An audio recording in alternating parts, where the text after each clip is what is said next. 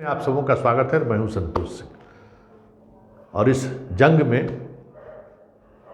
जो स्थिति देखने को मिली है कि 4 बार से लगातार वहां बीजेपी चुनाव जीत रही है, इस बार लेकिन कांटे के मुकाबले में ये सीट उलझ गया। हम लोग तो वोटर टर्नआउट रिपोर्ट जो है वो गोपालगंज के लिए 51.48 और बताना चाहता हूँ गोपालगंज में 2020 इलेक्शन में 55.03 हुआ था, तो अभी हम लोग का अनुमानित 51.48 है। हालांकि सुबह से एक फेक न्यूज चलाने की कोशिश हुई कि आरजेडी प्रत्याशी का नामांकन रद्द हो गया है।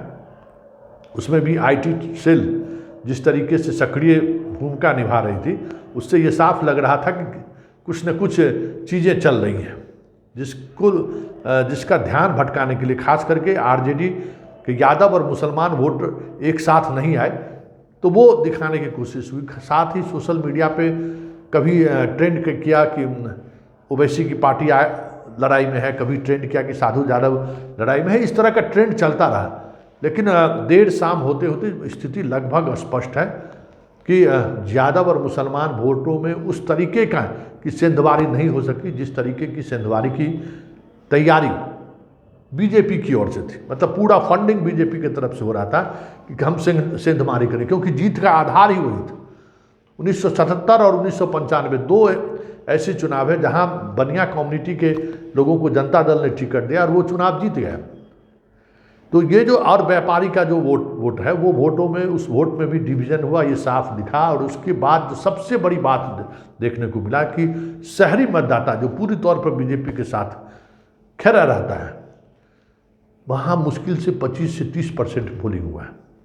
लोग घर से बाहर निकले ही नहीं। आदर्श वो बोर्ड जो मतदान केंद्र बनाया गया था गोपालगंज शहर में, वहाँ पे भी 22 से 28 से 30% पोलिंग हुए हैं। मतलब शहरी मतदाता बाहर नहीं निकले और बनिया के वोट में डिवीजन हुआ, ये साफ दिख रहा था। अब सब कुछ इस पर निर्भर करता है कि ओवैसी और साधु यादव की पत्नी कितना वोट लाती हैं, इस पर निर्भर करता है। क्योंकि समीकरण के आधार पर अगर हम कहें तो वहाँ भी मुकाबला बराबरी का है, लेकिन जीत हार तय होगा इस पर कि साधु यादव कितने यादव का वोट काटते हैं और ओवैसी की पार्टी से जो मुस्लिम उम्मीदवार खड़े थे वो मुसलमानों का वोट कितना काटता है। जो हालात हैं, जो दिख रहा था, उसमें बहुत बड़ी कामयाबी ओवैसी को भी के पार्टी को भी मिलती हुई नहीं दिखाई दी है, साधु यादव के मामले में भी दिखाई नहीं दिया है।